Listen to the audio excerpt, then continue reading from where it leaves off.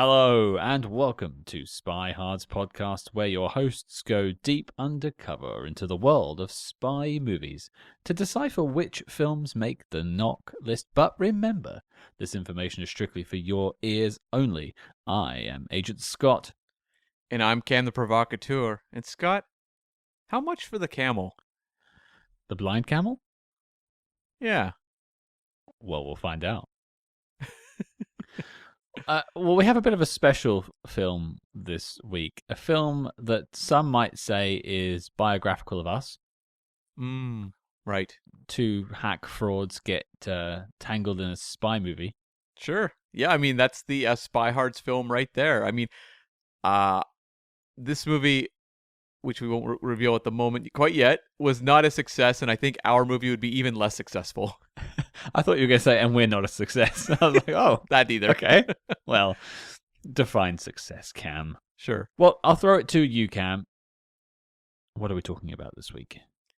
We are talking about 1987's Ishtar, a fairly legendary film starring Warren Beatty and Dustin Hoffman, and directed and written by Elaine May. Now, we'll get into who Elaine May is and how this film is so notorious. But if you've never heard of Ishtar before, here is your letterboxd.com synopsis. Ishtar.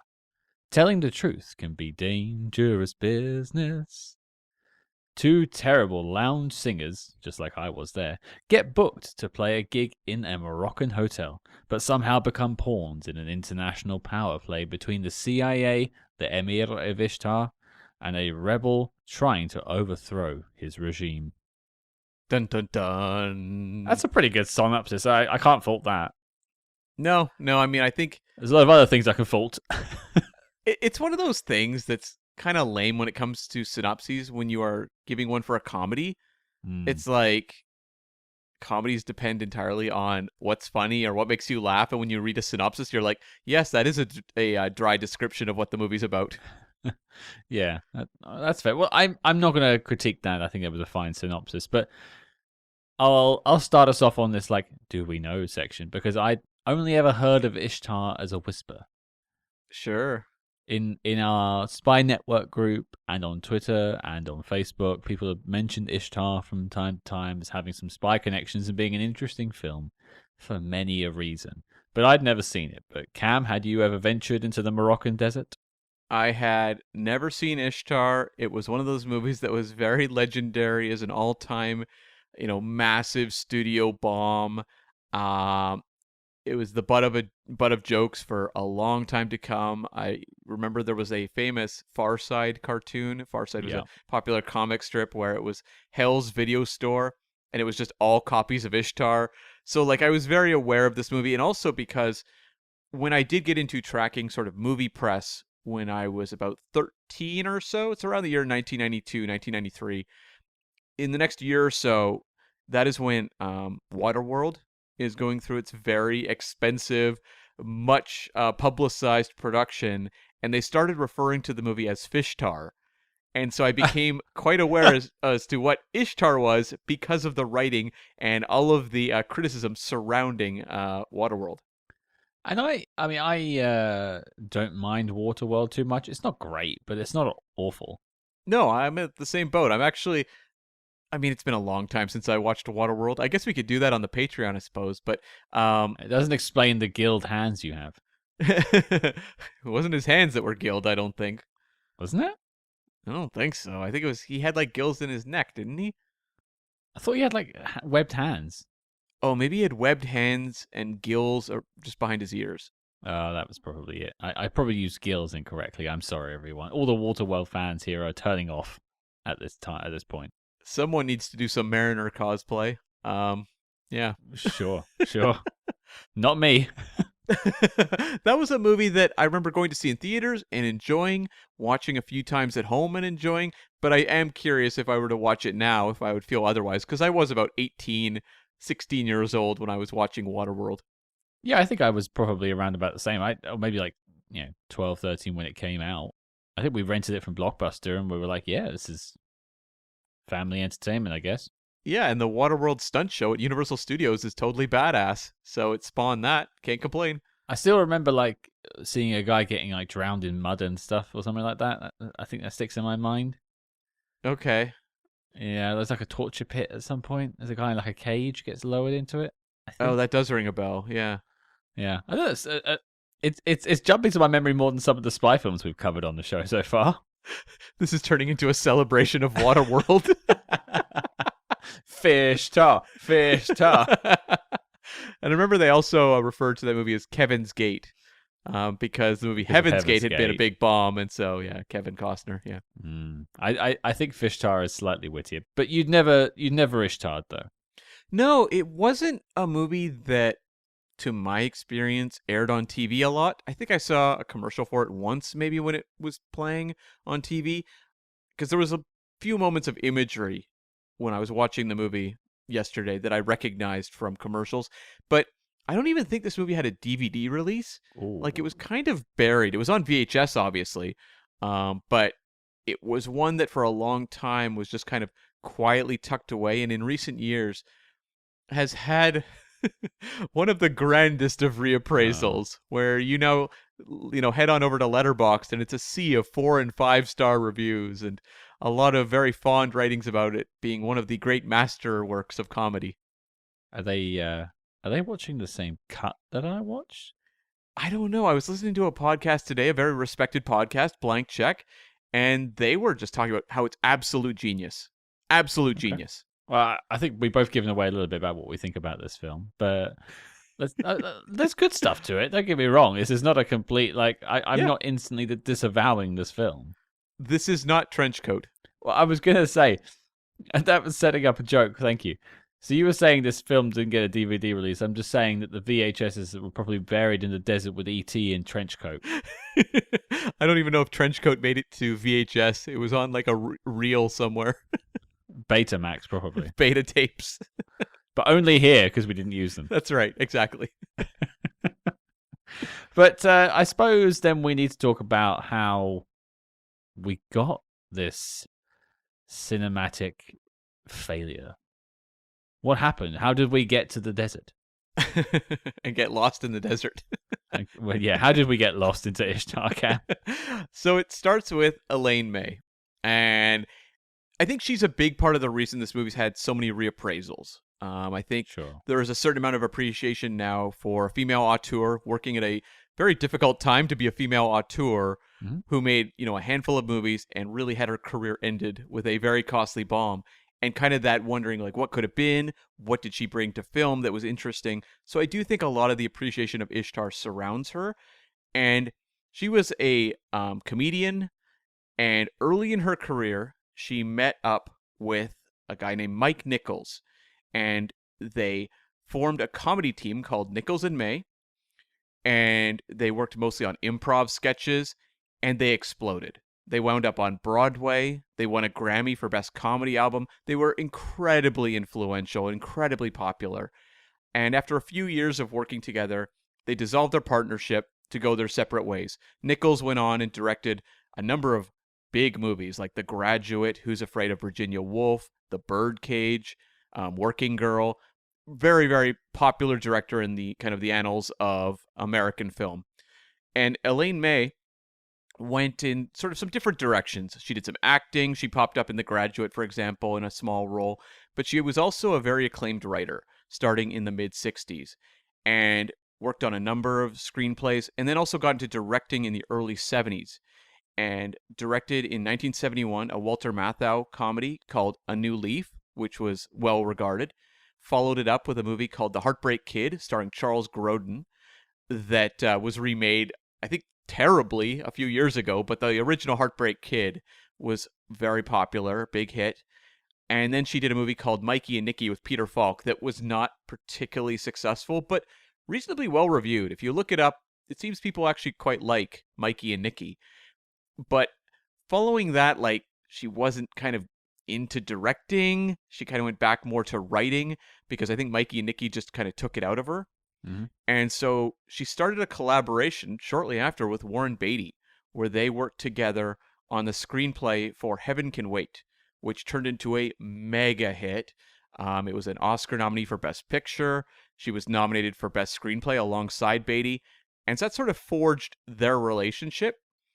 And shortly after Heaven Can Wait, Warren Beatty moved into the movie Reds, which was like a big epic. He directed it. He won the Best Director Oscar in the year 1982 for it. Mm-hmm. And Elaine May came over as a script doctor and really helped him figure out how to tell that story.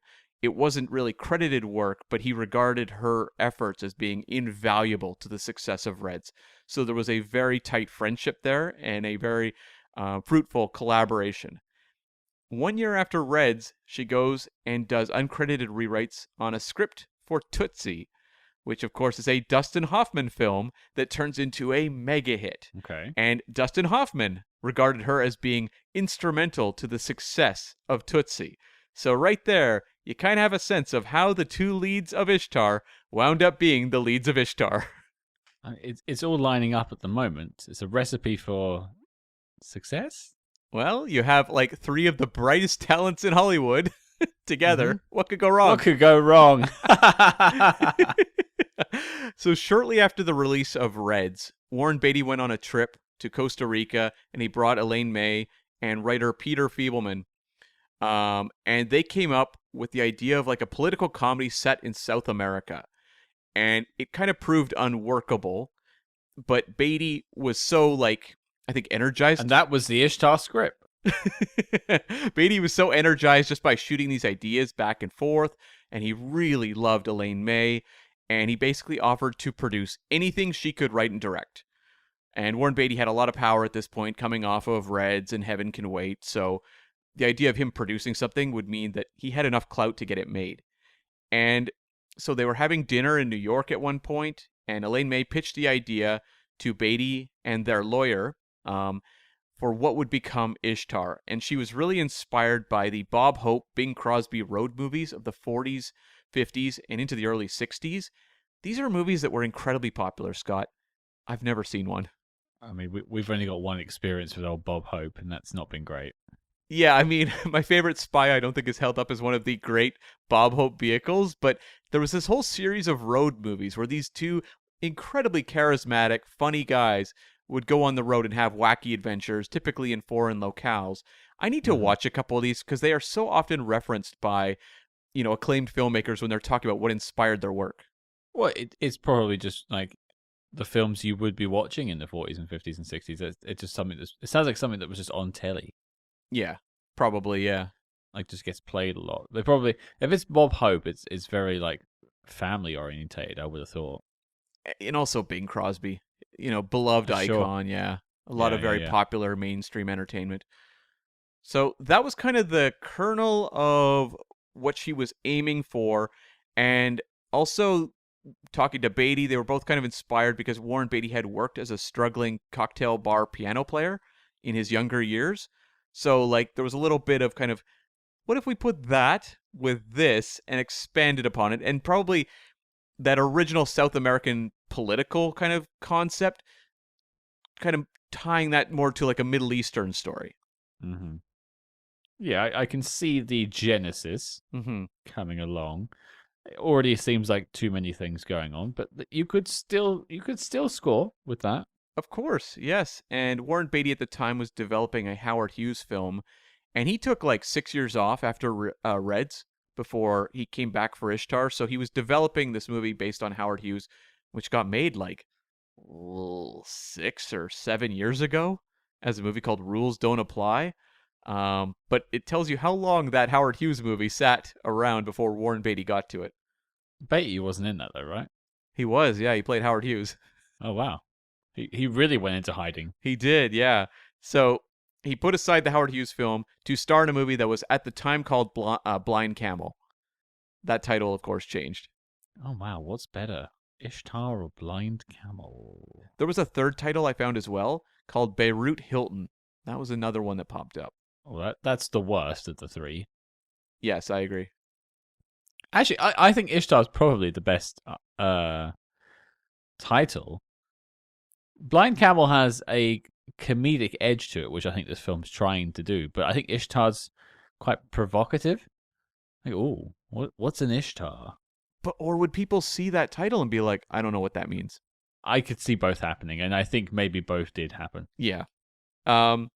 So Warren Beatty also loved the idea of working with Dustin Hoffman, who Hmm. took a little bit of convincing but jumped on board, and also loved the idea of them swapping sort of typecasting parts, because the idea of Warren Beatty playing like a nerdy guy who can't get women was like a really fun idea, because Warren Beatty, of course, was one of the big dreamboats in Hollywood at this time era, known to be this womanizer. And still, Not still. Now he's a settled down married man. But back in those Dick days, Tracy, have some respect. you mean Dick Tracy Zooms In, the recent Turner Classic Movies special? Yeah. He's actually joining us later in the show. I would love it. Yeah. So like that to Warren Beatty was very appealing. And this movie got press even before they like started shooting, on location or anything like that, because they announced the budget being between 30 to 45 million, which in 1986 probably this would have been announced. That's a lot of money for a comedy. And it was also heavily promoted that both stars would get 5 million each, even though, not as reported, both of them offered to defer their upfront salaries to help with the production costs. So they didn't even ask to be paid that much. It was just something that Elaine and the producer sorted out. Well, in those days, Warren Beatty and Dustin Hoffman are going to they're two of the biggest stars in Hollywood, so they're going to get big paychecks. Oh, no, but if they offered to not be paid that, Yeah. then they don't. I would imagine any studio would be like, oh, you don't want to get paid? Okay. It's all Sure, agents. I'll keep that. It's Thanks. all agents negotiating these things. Sure. I mean, they're all getting their cut, aren't they? Yeah. And the production turned into a nightmare. And Yeah. part of the problem was, the New York stuff. I know Dustin Hoffman felt very strongly the whole movie should be set in New York. They filmed that stuff after the whole section in Morocco, but Dustin Hoffman still to this day says we should have just kept the whole thing in New York. But it turned into location nightmares, really, where there was a real sense, if you look at behind the scenes reports, that Elaine May was not necessarily up to a movie of this scale and size, this massive star-driven, very expensive vehicle that was shot on locations. The studio, Columbia, wanted to shoot it on the back lot, but she insisted on Morocco, and it turned into a lot of problems in Morocco, where she did not deal well with the sun, did a lot of her directing from a tent, because she just could not cope with the sun. And even like one of the practices that she would do, she would get the actors to perform the scenes 50 times in front of 3 rolling cameras without any direction. Right. So, okay. So they have to just sort of feel their own way through the scene? I don't want to like dismiss this as a directorial technique.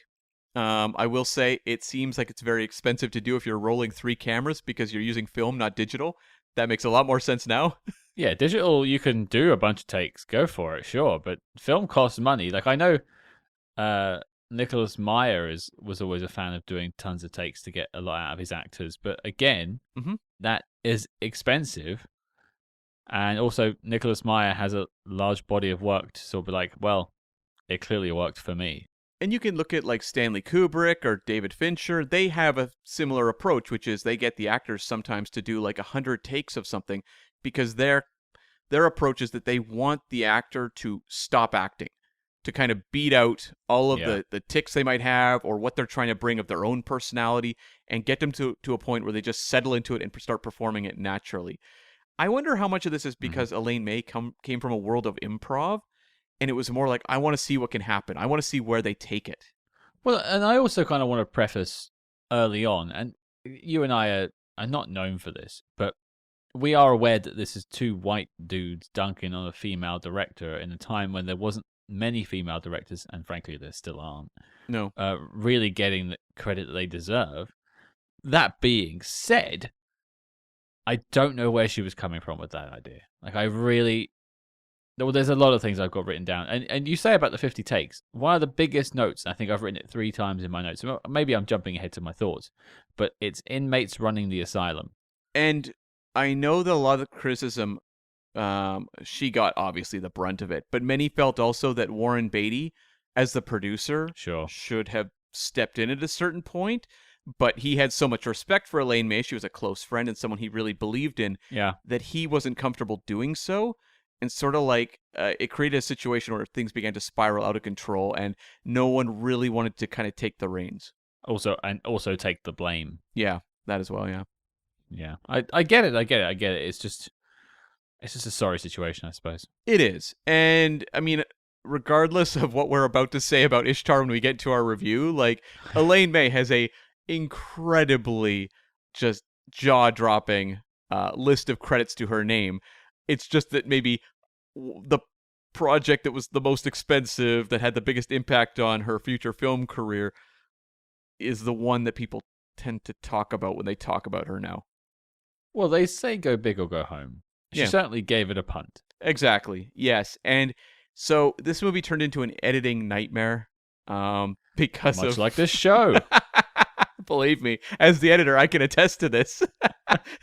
Wait, am I the Elaine May of the show, or am I the Warren Beatty? I can't figure it out. Yeah, I think that's an excellent question because I don't know. I think we are a combination of both. It's just we are a single entity representing both. You should see how many takes I made Cam do of that last sentence. So this movie, as I said, editing nightmare. There was 108 hours of film that came back to the editing room, which is about 108, which is about hours, 3 times more than your average comedy. Like I get improv and I get like multiple takes, but 108 hours. I'm just trying to think how much that costs in film. It's I don't a know lot. what the ratio is, but that's got to be a lot. Yeah, it's a lot. Plus, like they're filming in Morocco. Transportation, shipment. Oh my lord! And they had 3 teams of editors working on the movie. 3 teams? You need one editor for a Bond film. What are they doing? And so part of the problem also was that you had 3 different people who had visions because Elaine May obviously had her editing team, but also Warren Beatty had his, and Dustin Hoffman, who's also known to be quite controlling with the movies he's working on, also had an edit option. Are they all in the same room just sharing the reels with each other? It seems like it, yes, because they said at one point like someone had to go in and basically act as the mediator for all the editing teams. Right. Wow. Yeah. This I mean, are these sort of stories leaking to the press before it's launched? Yeah. Oh, the press followed this one very closely. No, like throughout production, the press was following this, and they were very aware of this whole editing aspect. The knives were out for this movie. Right. Like across the board. And it's worth noting as well that when it was, greenlit and going into production, it was a different head of Columbia Studios than was the person releasing the movie at the end of the day. Classic. Like the Avengers. Classic. Yes. And so Warren Beatty has said that the new head of the studios, David Putnam, wanted it to fail, and he really lamented that there was a real lack of support for Elaine May's vision. So this was definitely the classic case of regime change and a expensive and complicated production. It looks like Putnam got his wish tar. So this movie had a budget of $55 million, and it opened at number 1, Scott, at the box office opening weekend. People think, okay, Ishtar, disaster right out of the gate. Nope, it opened at number 1, and then plummeted very, very quickly. And it came to a domestic total of $14.4 million. Ouch. Yeah. What was the international, though? I don't know. The numbers are so small that they aren't reported online. My guess is after this absolutely tanked in North America, the studio was not willing to put a lot of money into opening this internationally. Right, they chucked it in the desert with E.T. and Trenchcoat. Yep. Yeah. Okay. So, yeah, Sure. When you look at the worldwide box office for that year, it lands at number 73 between 2 good horror movies, Hellraiser and John Carpenter's Prince of Darkness. I haven't seen Prince of Darkness, but I have seen Hellraiser, and I do like that film. The key to Hellraiser and Prince of Darkness, they were cheaper to make than this one. Yeah. I bet they made money, too. Oh, yeah. I mean, you don't have to make as much money when your costs are lower. $55 million for a comedy in 1987, that's really expensive. So I thought I'd actually look up the budget of 2016's Central Intelligence, the Kevin Hart, Dwayne The Rock Johnson comedy spy film from 20, 30 years later. Guess how much the budget was? 60 million? 50. So it's the exact, or it's less than Ishtar. Yeah. Yeah. Yeah. And it grossed in the US alone 127 million. I remember in 1994, they released a movie. It was a remake of Love Affair starring Warren Beatty. Right. And it really was a real bomb. But it was just kind of a romantic drama. And I think it cost like $100-something million, which was like insane and no one could understand why. Well, where does all the money on this film go apart from the reels and reels and reels of film? Is it just location shooting? I think it's the location shooting, yeah. I mean, you lose 10 million on paying Beatty and Hoffman. Yeah. There's still 40 left to go. I think it's all production costs. It's bananas. It's bananas. Yeah. Anyway, yeah. So the top 3 for the year, number 1 was 3 Men and a Baby, which I'm sure cost a lot less for a comedy. And number 2 is Fatal Attraction.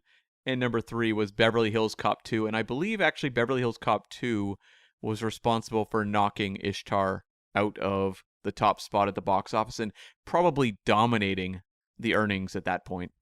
I literally watched Beverly Hills Cop 1 yesterday. Hmm. It was on Netflix and I was bored. Great film. Yeah, I really like the first one. Not as big on the Yeah. sequels. I don't think I've seen the sequels. I've only ever seen the first one a couple of times. I feel like they're pretty diminishing returns. It seems to be mostly that way with 80s comedies. Yeah. Police Academy. Definitely Police Academy, yes. Yeah. So just a few final post-release anecdotes. This movie was pretty popular at the Razzies.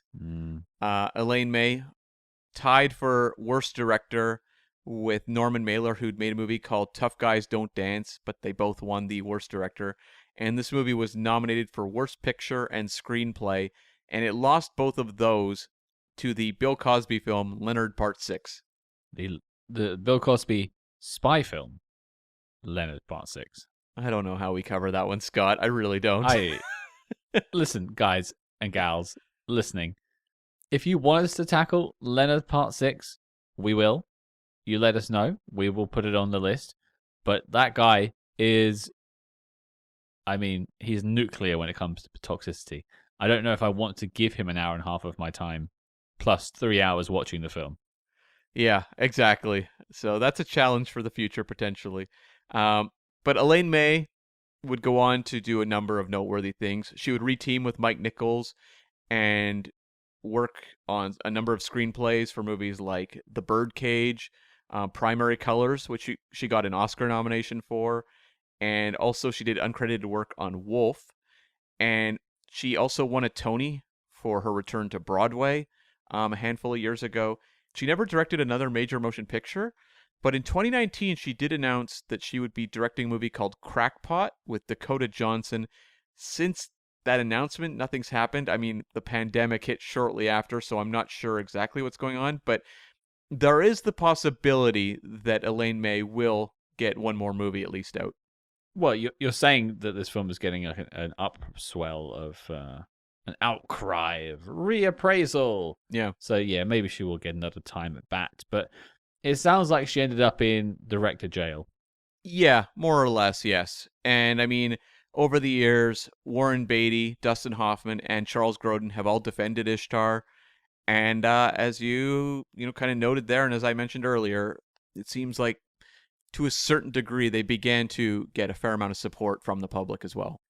Okay. Which I think maybe we put a pin in and come back to at the end, because I have an issue with that.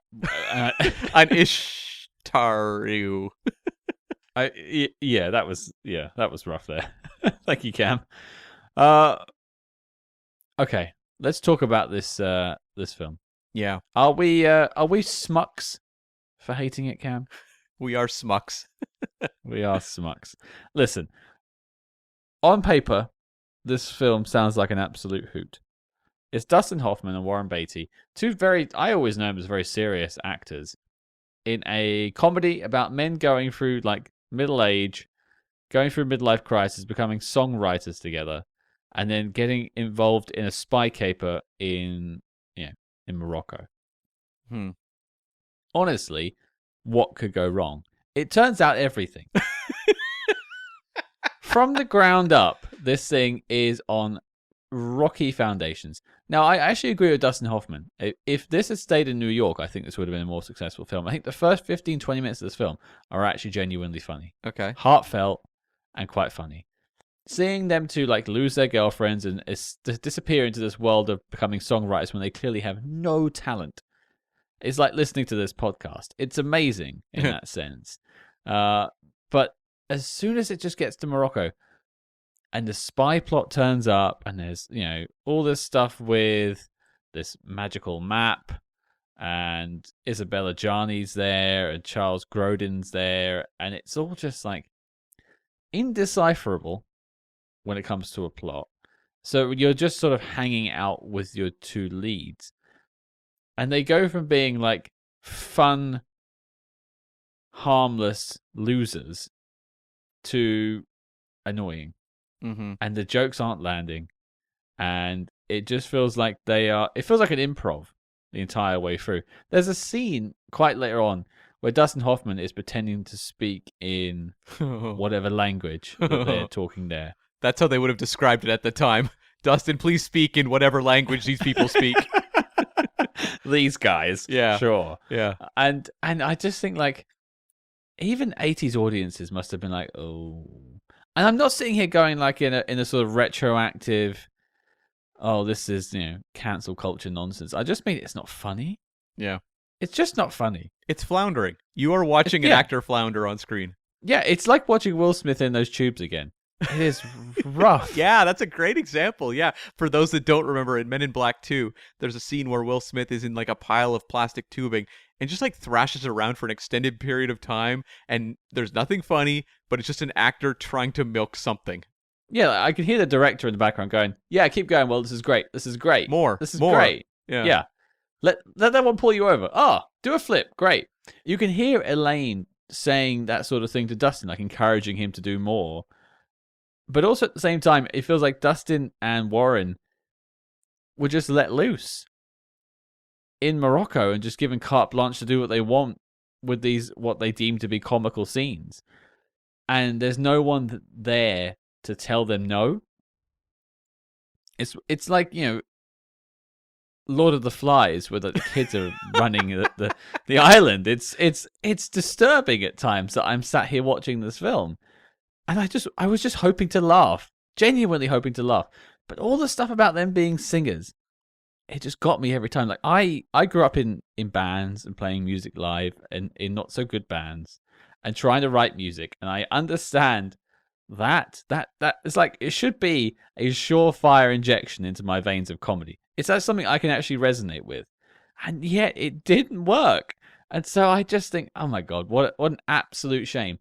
And these people, I'm going off on one cam. I'm not letting you talk. Sorry. No, go. I love this. These people that are saying Ishtar deserves to be reappraised. You need to reappraise yourself. You need to reappraise how you reappraise things, I have to say. Just because a film wasn't good and it was from a female director doesn't mean it's now good. You can't retroactively make it good. It isn't funny. And I'm just sticking to it. I'm sorry. It isn't funny. It is interesting how, like, Heaven's Gate, the other big debacle, has now also been completely reappraised and is now a great movie.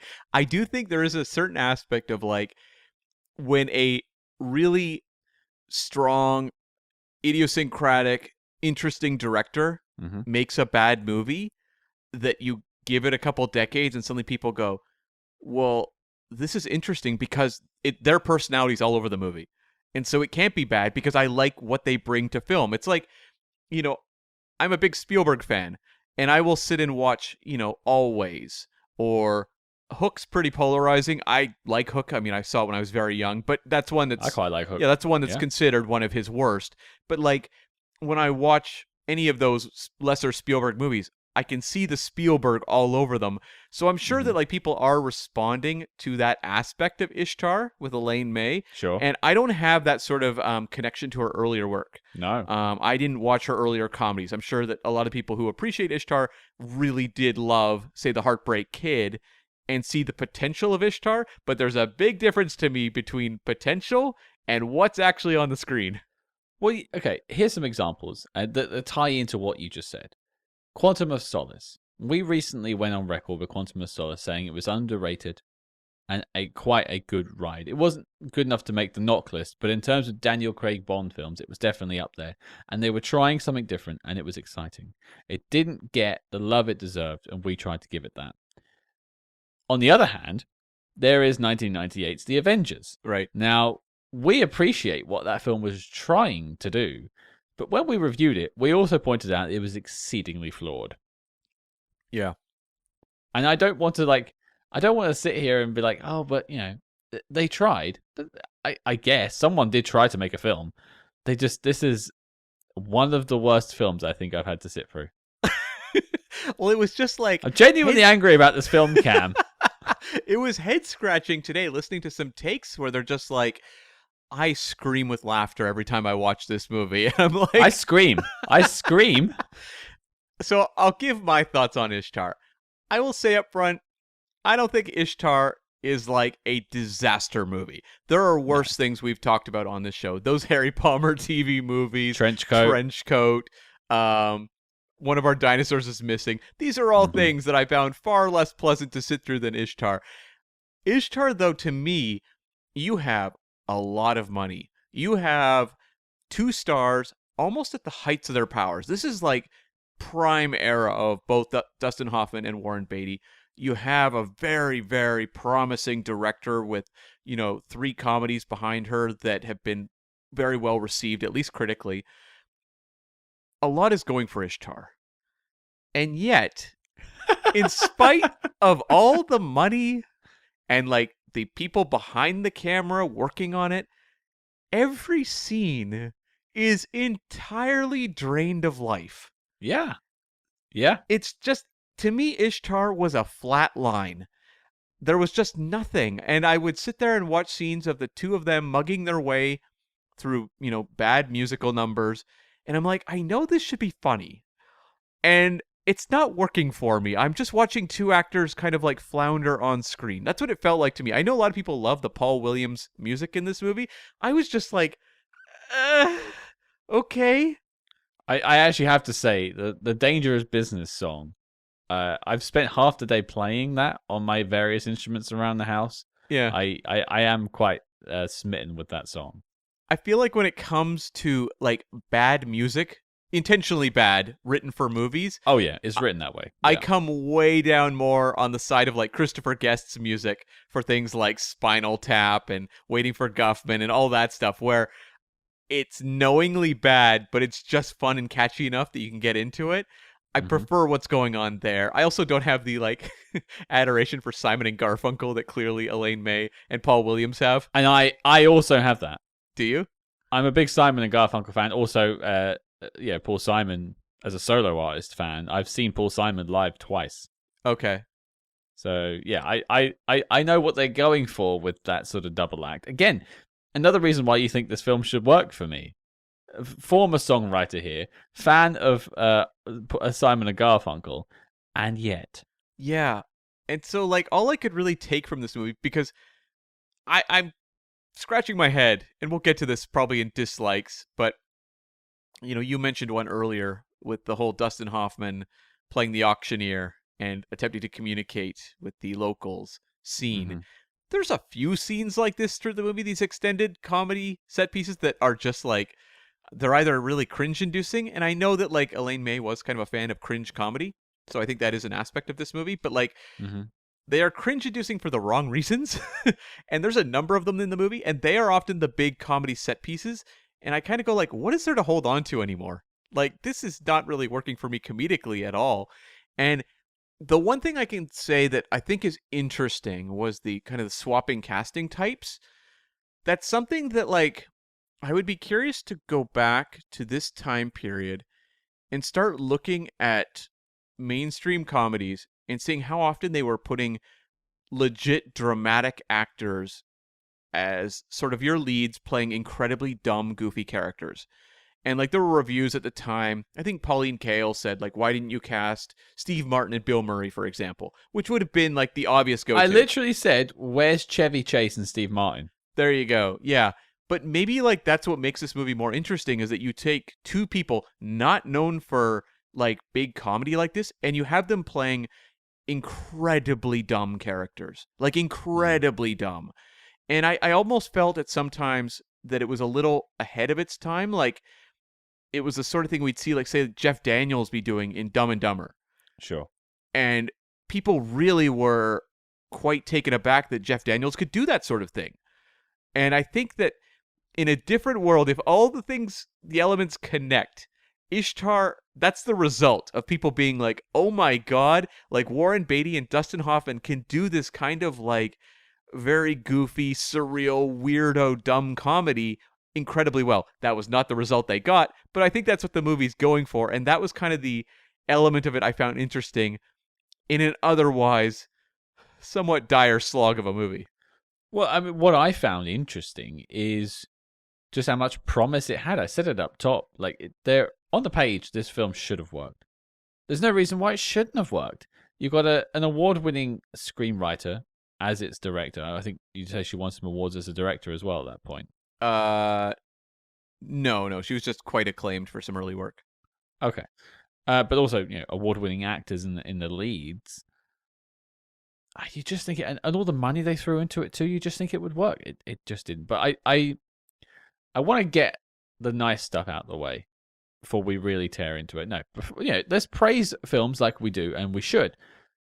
I will start by saying I think the chemistry between Dustin Hoffman and Warren Beatty is very good. I'm not sure the comedy works, but when they are actually together, it's quite fun. It is interesting to see these two playing these kind of two idiots. Mm-hmm. Because it is, as I was saying a few minutes ago, like that's not something you would expect from either one of them.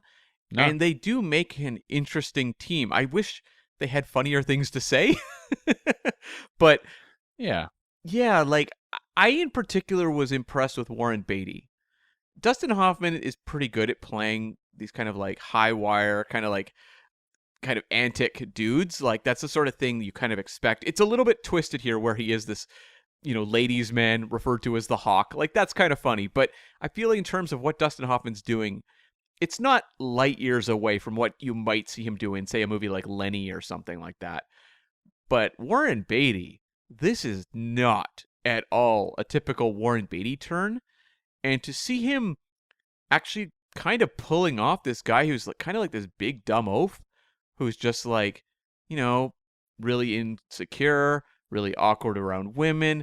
I felt like he actually was doing a really good job in pulling it off. Like, I feel like Warren Beatty were it not for the lack of laughs throughout this movie, I would say he's giving a pretty good performance and invested in trying something different. Like, he's committing to it. It's just that it's not working for me when I get to the bigger whole. Well, I mean, this is the thing. Scientists may fail at their experiment, but they do a good job even if they fail, because they're doing that sort of stuff. Actors are giving a good performance just with bad material. Yeah. I think they're both raising it as much as they can. I'm not sure I buy Dustin Hoffman as like the sexy guy. I think that's like the joke though, right? Because like sure, like that is the joke. When you have Warren Beatty saying like, "Oh man, you just got the looks, you've got the personality," like that's pretty funny. It is. And that also happens in the New York section, I'll point out. It does, yes. And probably like the best scene of them together, I'm going to argue, is the ledge scene where Dustin Hoffman's character is. And all the parents turn up and stuff, they're all leaning out the window. That's quite funny. The rabbi? Yeah. I that was probably the only bit of the film I laugh out loud. It felt like kind of surreal and quirky, like the sort of thing you might see in a more comedic like Woody Allen film, because some of his movies are a little more serious. Like in some of the really goofy ones, you might have a scene like that. And I just thought like, okay, using that as like the germ of your movie, it's the sort of thing that like a movie like Dumb and Dumber, which is a different type of comedy, very different approach than what, the Farrelly brothers are doing there. But that similar kind of like two dudes who are just complete, idiots playing off each other. The ledge scene does it the best and kind of represents, I think, what could have been. Yeah, and it's interesting that they filmed these. I'm learning this from you, obviously. They filmed these scenes after Mm-hmm. when they really worked on their characters. I think Mm-hmm. it was probably too late at that point to turn it around, and do it all in New York, and that's fine. Something you liked? I'll name another performance. I thought Charles Grodin was actually quite good in this movie as the CIA handler. Again, it's not winning material, but there's like a real dryness to everything Charles Grodin says in this movie that I found kind of amusing. Um, Especially when it's just like him at the end sitting there watching their big performance, which I just didn't find the performance very funny, but I would kind of like Clap. smile. Applaud. I would smile when it would just cut to like Charles Grodin making very dry remarks about the performance. Yeah. I actually wrote down about his performance and also kind of about the spy story. It feels very much like a proto Burn After Reading. Yeah. And I actually, I'm glad you mentioned Burn After Reading because I thought of Brad Pitt while watching this movie when I was looking at the Warren Beatty performance, where you have someone who is considered, like, at that time, the biggest male sex symbol in Hollywood, and to be playing someone who's so, like, doofy and made to look unattractive. That's something that Brad Pitt has often tried to do in his work, and I think is far more acclaimed for it than what Warren Beatty was getting in 1987. It doesn't have to try as hard as we do, obviously. Not at all. We don't have to try to be unattractive. No. We wake up that way. We're born with it. But, like, you look at that Brad Pitt performance in Burn After Reading, there's some similarities there between him and, like, Warren Beatty. Yeah, like completely oblivious. Kind of a goofball. Yeah, but also just like the spy story itself. Very, like, childlike in some ways. Like, they don't really have a mean bone in their body. No. Well, yeah, he runs to the aid of the leftist communists, as they're referred to in this film, because he sees a pretty face. He's not actually ideologically trying to follow them. He's just trying to be nice to a girl. Mm-hmm. Yeah. In terms of other likes, I kind of mentioned the New York section. I think that's the most powerful, fluent part of the film. Other than that, I would say Isabelle Adjani, she's giving it her all, man. It's a no-win scenario, but It really is. yeah, like, this movie does not write the best female character here for Isabelle Adjani, but No. she does what she can and emerges, I'd say, pretty unscathed.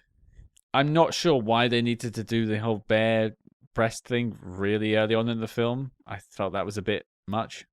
I thought that was really strange. Yeah. And, it's a female director. Like, you can totally picture 80s dude director being like, Right, like a Yeah. guy, he's got a cigar. He's like, yeah, get her top off, nah. But it's a woman supporting another woman. I would assume everyone was consenting to it all, but Yeah. it just feels like the scene didn't need it. I don't have answers. It just threw me. I saw it. I was like, okay. But by that point, I was already a bit lost in the film anyway, so it wasn't that surprising. The only other like I had was just sort of that they were filming on location. I thought that it's hard to make that place look bad. Well, I'll jump off of that. This movie looks often quite beautiful. Yeah. Like, the locations in Morocco look incredible. This movie, the cinematographer was Vittorio Storaro, who won 3 Oscars over his career. And I mean, made some movies like, I don't know, Apocalypse Now, The Last Emperor. He was the cinematographer on Dick Tracy, which, I mean, that movie is beautiful looking. So incredibly acclaimed and just like one of the great eyes. And I think regardless of the comedy dying on the floor of Ishtar, this movie looks like $1 million. Like, you can see, like, there's movies that we've tackled and will tackle in the future that cost a heck of a lot of money where you go, this looks like crap. Like, you look at something like some of these, Netflix action movies, that are out there that cost like The Gray Man. The Gray Man, sure. Yeah, it costs like $150 million. and looks like just digital garbage. Mm-hmm. And I look at Ishtar and I go, this movie looks beautiful. Like, the handful of people that saw this in the theaters would have seen something quite picturesque on the widescreen. Yeah, they filmed a good looking film. Again, on paper, this all should work. But going on location, I think, definitely helped them and gave them a lot to work with. Although I find a lot of times they get lost, especially in the desert. Like that all feels like a waste of the location because that just could have been filmed on the back lot somewhere. Yeah, and apparently, like, the sand and like dunes didn't look the way that Elaine May and team expected them to look, so the crew had to kind of like basically like comb them into a shape that looked decent. Like, it didn't quite look right. That's going to cost you a pretty penny. Yes, exactly. I'm sure the union was just like rubbing its hands together, being like, Oh. our members are going to make so much money on this movie. We'll have to work overtime for this one. I'm already fresh out of likes, unfortunately. But Cam, do you have anything else? Sure, buzzards. I was very happy to see the vultures in this movie. They were actually pretty interesting to see them running back and forth. This is like a weird thing to mention, but like, you remember when we talked about Never Say Never Again? You keep vultures. You remember in Never Say Never Again, there's like the vultures in that like tomb where Bond gets tied up, and they do nothing with them. Like, nothing. This movie made the most of its vultures. This is the receipt to Never Say Never Again. It is. And I have a question. Is a vulture a buzzard? Or are they two separate things? I can answer this one for you, Cam, but that's only because we took a pause for me to Google it. Yeah. Vultures and buzzards are different. Ooh, interesting. Buzzards are smaller than vultures, and they prefer to hunt and attack and eat their prey while they're alive. Okay, so I would say these were buzzards, but nonetheless, these birds that eat dead things, they were used better here than they were in Never Say Never Again. What a missed opportunity that was in Never Say Never Again, by the way. It totally was. You could have had him like pecking at Bond a little bit, and then he gets out and kicks him or something. Like he was already about to ride a horse off the building anyway, so we're already in for a penny and for a pound when it comes to animal cruelty. Sure, yeah, and I mean, the buzzards in this movie actually kind of got a mild smile out of me, where they're like running back and forth, and you have like Warren Beatty doing double takes at them a couple times. Yeah. But yeah, I am fresh out of likes, unfortunately. I'm going to take us over unless you have anything else. I got nothing. Yeah. We interrupt this program to bring you a special report. Attention, SpyHards, diehards. Independent podcasting, much like the spy game, requires considerable resources, whether it's research, equipment, hosting, or of course constructing a hidden moon base. We're putting out the call for your support. That's right, the SpyHards Patreon is the home to our ever-growing lineup of Agents in the Field episodes where we decode non-spy films from your favorite spy actors, and The Debrief, where we activate our billion-dollar brains and predict how the spy movie news of today will shape tomorrow. Cam, what have we got in our crosshairs this month? Well, Scott, we're going to answer the eternal question. What happens when two weary podcasters meet 12 angry men? Because this week we are going to tackle the 1957 Sidney Lumet classic, 12 Angry Men. So accept your mission and hop in the Helmmobile today at patreon.com/spyhards. But before Spectre agents intercept this broadcast, let's get back to the Spy Jinx. Dislike time. The rest of the film. Discuss. No, let's be slightly more objective with it. I think it's impossible to have a successful comedy film when your jokes aren't funny. Does this movie have jokes? It's more like situational comedy. Which makes sense if you've got Elaine May coming from a world of improv, that it's Sure. like the situation and the reactions, but it's like there's sometimes with improv where it just doesn't work. Like, we've seen movies with like incredibly brilliant comedic actors, and you could get the sense when you're watching the movie that they were basically told improv, come up with something, make this work. Yeah.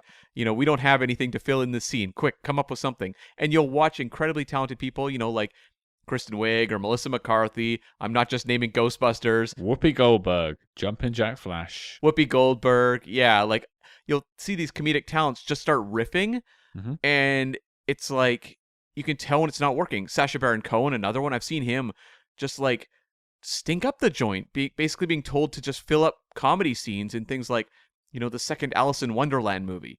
And it's like, this does not work at all. And I just felt that here, where it's like two actors who are just trying to make it work, but it's not working. It must be really tough as a comedian or as an actor when you're doing a comedy because you don't have a crowd. Mm. You can't get that instant feedback. You don't know if a joke is necessarily landing. And that's why a lot of comedians like go on mini tours before they go on tour and like perfect their material. You don't get to do that with a comedy film. You really do get kind of one shot at it, and if it lands, then it lands. Because say, for instance, even if this was tested at test audiences and no one laughed, And it was. you couldn't have gone back and reshot it. No. And it actually, they said, tested modestly well. Well, that's actually something I want to come back to in a little bit, because it didn't influence... Actually, let's do it now. We're in dislikes. Yeah. It didn't influence me, but you said it earlier on that this film had quite a stink going into the release. Yes. And obviously, it had a good opening weekend, but not a great follow-up after that. I'm sure the stink didn't help it, but I don't think that the marketing department and whoever published this could say that was the reason it failed, because I think it was down to the film itself.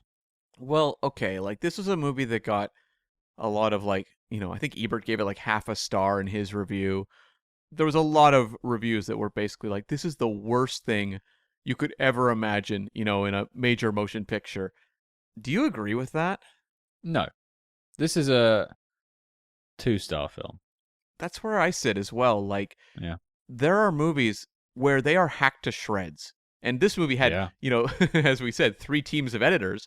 But this one, I would say, when the movie's dealing with its spy plot that we can talk about, I'm sure, in a moment or two, just how convoluted that gets. Oh, but it's coming. It doesn't feel like it's mangled in the editing room. And there are movies, I remember seeing like the Fantastic Four reboot from a few years ago. That was a movie you could just tell was put through the studio wood chipper, and whatever wound up on screen was barely coherent. That's not the case with Ishtar. I can say that things get overly confusing, but it holds together as a movie. It doesn't feel like I'm watching something that's just inept. It just feels like it's misguided. I completely agree. I think it's misguided. And I would say, like, I would actually rather rewatch this film than watch something like Jurassic World Dominion. Sure. Like, at least this was trying to do something. And that movie's, more inept than this is in terms of the filmmaking. Or I could even say Taken 2, which was a big hit. And you look at the way that movie's assembled, I'm sorry, that's far inferior to the editing and filmmaking going on with this film. Yep, absolutely.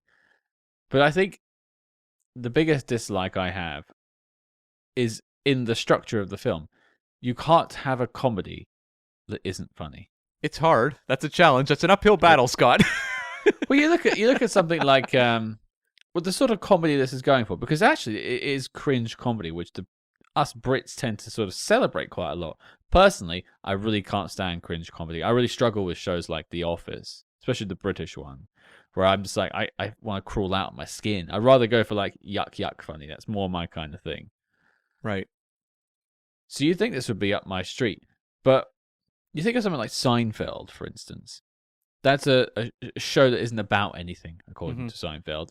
It's not set up and punchline. It's like an overarching joke and then situations that happen to our characters throughout. But that's still written in an interesting and smart way with funny setups and funny sort of what-if scenarios. Seeing Dustin Hoffman and Warren Beatty hauling around a blind camel just doesn't do it for me. That camel is running the scene. Like, yeah, the camel's in control through those scenes. And, maybe I'll give some points and just say, good acting work there, Camel. You did a decent job. But, it's like, it goes back to that thing about actors flailing. And, you mentioned Seinfeld, but I'm a big fan also of Curb Your Enthusiasm, which is far more cringy than even Seinfeld is. And to me, like, the key to what makes those things work is they are finely calibrated. Yeah. And it comes across as a very specific vision. Whereas, like, this, I'm sorry, like, when you have the scenes early on in New York, of them just playing these two idiots. I'm like, okay, this works. Like, I understand the dynamic. I'm not finding it very funny, but I get what they're trying to communicate. Sure. When you get to Morocco, and I've got the scenes that we mentioned, the auction stuff with Dustin Hoffman. We've got the homophobic stuff with Isabelle Adjani being mistaken for a boy and like Warren Beatty punching her in the face. I've got a note that says, Warren Beatty is not gay. Yeah. Or Dustin Hoffman, because he does the same thing. He That's doesn't true, punch that's her, true. but he gets similarly very offended and angry about it. When I'm having those sorts of set pieces, or one of the least funny things you can ever do is just have like two goofy characters run around with machine guns firing at helicopters at the end of the movie. Yep. None of this stuff lands for me at all. It's either a very expensive set piece, which is going to kill comedy. Like, there's a reason that like comedy doesn't depend on big action scenes and car chases to work typically, and why the original Ghostbusters was such a miracle that you could actually merge those two things successfully. Big effects and action with comedy, but that's not something that usually works. Or just like extended comedic riffings moments that aren't funny. I wrote about that sort of gun scene at the end. I wrote down a spy film it reminded me of that we have covered. Can you think of it? Is it set in the desert? No. Okay. Does it involve helicopters? No. Oh, geez. How would I ever guess this? That is fair. It was basically awkward people with guns. I went to Condor Man with Michael Crawford and his cane. Sure. Yeah. And just writhing around the floor, shooting that cane off into the air. It felt like exactly the same thing. It wasn't funny then, and it isn't funny now. Yeah, I mean, that entire action set piece at the end, it doesn't land. Like, it's not funny, it's not exciting. I don't know what it is. The only bit of amusement I can get out of it is the cutbacks to, like, Charles Grodin and just his dry response. The burn after reading stuff. Yes, exactly, yeah. Yeah. Something you disliked? Let's dive into the spy plot, Scott. We've put it off long enough. How can we Yeah. dive into the spy plot? It's indecipherable. So the gist of it, for those that didn't watch the movie, is that Isabelle Adjani's brother in the film was a archaeologist, I believe. Or working for one. Yeah, who found a map that revealed that the ruling kingdoms, what was it? They had gold or something in there? I thought it revealed that two people would come and lead them to overthrowing the government. There was definitely that. Yeah. Two people would be basically two messengers from God would lead to revolt, essentially, and the Yeah. current power would topple. But wasn't there something about, like, gold or something in the walls of the building or something, like riches for the people? Yeah, I think it was because the emir of Ishtar, who's sort of the ruler of Ishtar, who is suppressing Isabelle Adjani's people, has a roof of gold in his temple. Right. So they think that gold should be for the people. And that's just the start of it. Yeah. So you've got your MacGuffin there, which is this map. And the search for this map gets very convoluted and confusing. And I feel like that's okay. I think in a movie where it's kind of this comedy about two doofuses, it makes sense for a MacGuffin that kind of keeps people on their toes and they're always chasing it through the movie. You know, Hitchcock can do that sort of thing very well. But you Yeah. apply that to something goofball-y, it works. Now, I would say it doesn't really work here. I could never invest myself at all in this map, and it just got confusing at a certain point as to what was even going on with the map. Well, they stopped talking about it for a long period of the film. They did, Like yes. it was more just about trying to get the bag, and then the map turned out to be sewn into someone's jacket, Yes. which is briefly mentioned, and then the map disappears, and then it appears in the jacket, and then they're kind of at the end of the film.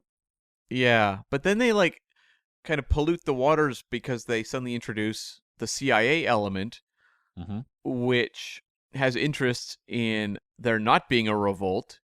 And so they are then tied into the search for the map. Cam, what was harder to figure out, this plot or Tenet? Tenet will always take the crown on that one. Well, yeah. To be fair. Yeah. But then you have the setting up that Warren Beatty's character is like a like leftist agent of some sort, Yeah. but then also Dustin Hoffman is under suspicion, so neither man can trust the other. And then there's a love triangle. And like instantaneously, like the CIA are wary of Warren Beatty because the woman came to his room. Yes, that's right. She came to his room, but Dustin Hoffman at the airport, even before that, met this woman and just handed her his passport, which was like a real mind blower to me. I'm like, who would ever Yeah. do this? Yeah. It leads to like a really. There is a moment that it actually is slightly funny where you have all those different people tailing them through the market, Yeah. falling over each other, which reminded me of a different film that's completely slipped my memory. But again, it's a sort of inept, different bureaus from different places trying to bring someone down. It's actually like maybe it's a funny version of the 355, I actually thought of 355. There was a scene kind of like that. where they're all different chcompanies chasing the one person. Yeah, in the market. Yeah. Yeah. Two great films. Yeah. Line them up. That's a double bill I want to go to. And actually, one of the agents pursuing them was played by Matt Frewer, and Matt Frewer showed up in the Fourth Protocol as the I don't know, rednecky dude on the base that went out. Was it bowling or to a bar or something? And then his wife was hitting on Pierce Brosnan. Yeah, they went bowling and then they went to a bar and then Pierce Brosnan almost slept with his wife. Yeah, Actually, she almost slept with him. He turned her down. That's right. But Matt Frewer was the guy, the kind of the aw shucks goofy guy. Yeah, in the most American bar in the world. That's right. Yes. Yeah. But so suffice to say, I'm not sure we can take the spy plot apart because I think it sounds like it was two different plots pulled into one. Okay, you and I both said up front we have not watched the road movies with Bing Crosby and Bob Hope. I would be shocked if the plots to those movies were as convoluted as the plot for Ishtar. They couldn't be. Not with Bing Crosby and Bob Hope. They got to be get to the thing, get the thing, go back, or something Exactly. Like that. Yeah. And I think that's one of the biggest problems is that, like, in theory, you want with a comedy, the comedy to lead the audience through the movie. Mhm. But this movie gets so bogged down in plot that it's pretty tough for the comedy to kind of lift above it. When I'm Mhm. sitting there listening to things be explained and I'm kind of scratching my head and the characters are having to like shift back and forth depending on what the needs of the plot are, it's tough. I tend to think it's better to set up a basic conflict, which, you know what? Go with the map. The map's important. The CIA want it. There you go. And run with that. As opposed to like all the other complications. Because as you said, this movie's so confusing by the end. Yeah, and I think by the end, by the time they're in the desert, you're just sort of witnessing it. Like, I don't know why they told them to go to the desert. Right. Or either, because both parties were told to go to the desert, one by Adjani, one by the CIA. And they were told they would be picked up, and they're not. And then they end up at the auction scene for some reason. And then they're just in the desert for a while, and then they shoot some helicopters. Like, nothing leads to anything else. It's like they didn't think through the plot. They didn't have their ending at the start. They just kind of like, yes, and yes, and yes, and we're here. And I think if you look at a movie like Burn After Reading, which I would be remiss not to mention, which also has a very convoluted plot that goes nowhere, very much by design, the movie's very fast-paced. It is not stopping everything dead to constantly explain things. Mm-hmm. And like, the joke is how convoluted it gets. And it makes it very clear to the audience that is the humor. Like, that is what is funny, is that things are getting so complicated. Did this movie give you the sense that it understood the joke was how convoluted it was? No. They thought the joke was Hoffman and Beatty being in that situation. Yes. Which isn't funny. It could in theory, but yes, I agree. Like, I don't think this movie understands that, like, it is selling a story that is so far beyond understanding that that's what's funny. And also, like, you mentioned Burn After Reading. Burn After Reading doesn't, after 15 minutes, go to, I don't know, Turkey. Right. Like the employees of the gym don't go to Turkey for some reason. Mm-hmm.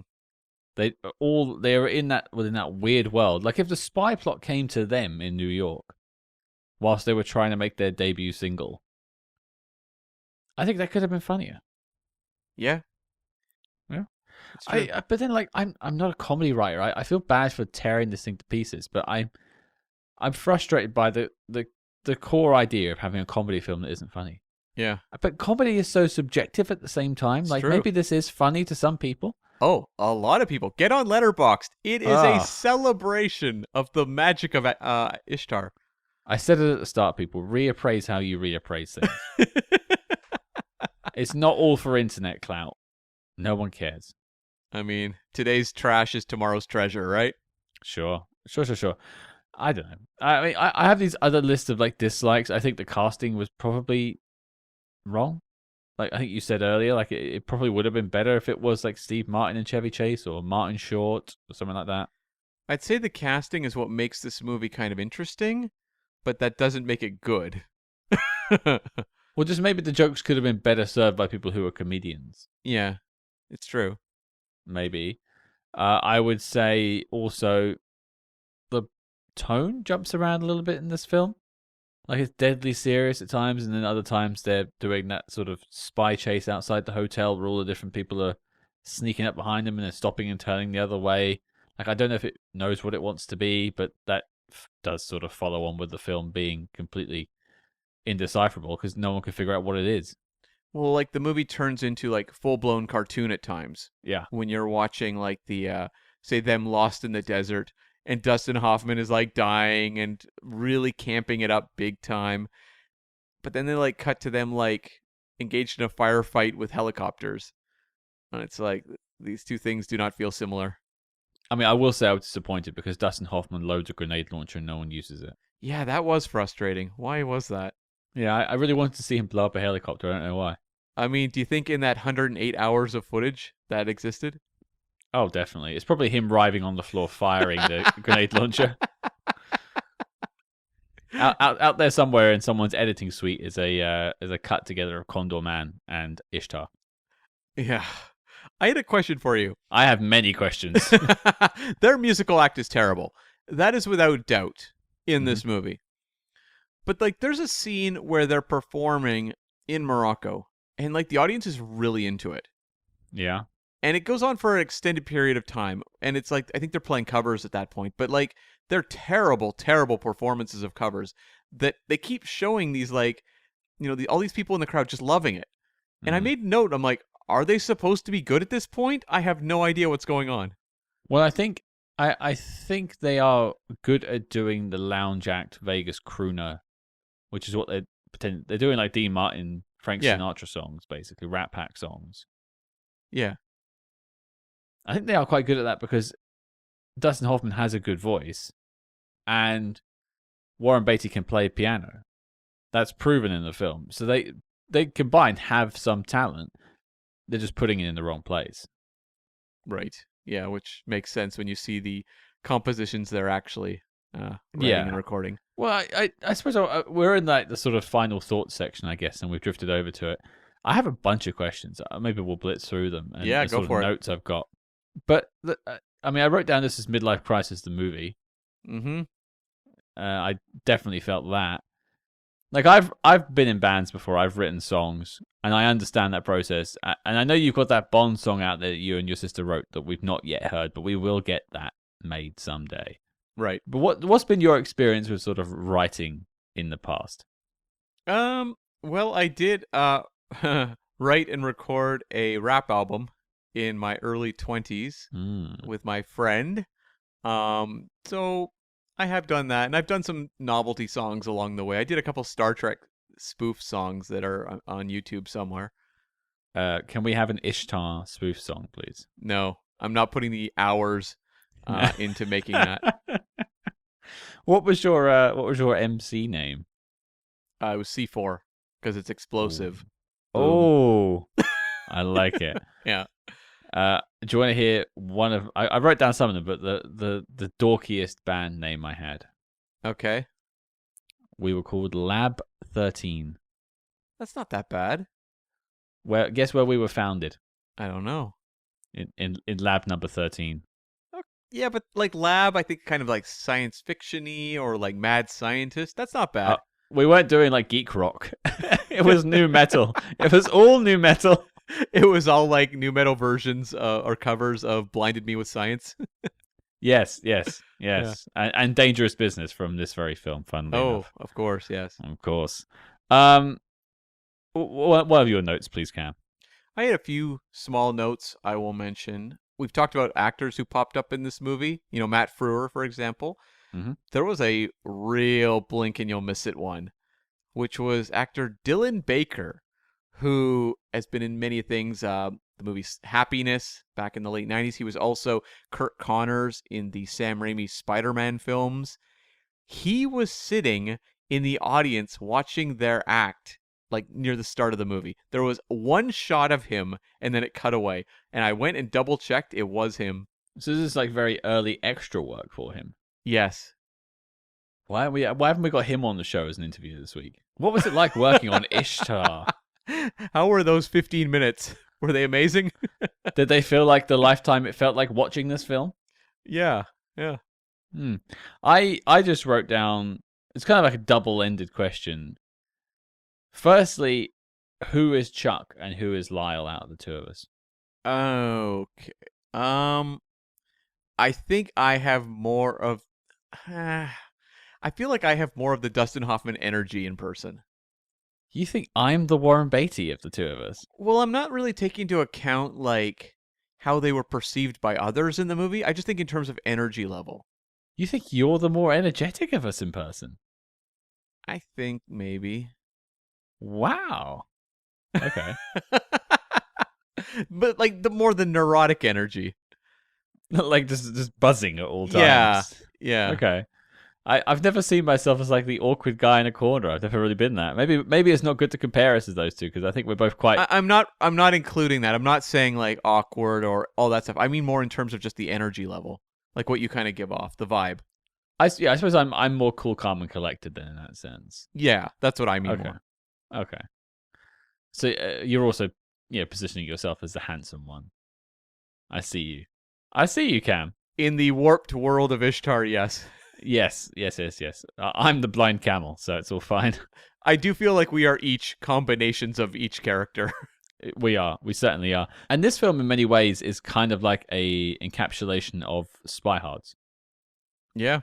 Two schmucks being nerdy, and as such, if this was a documentary about our life, who would be playing us?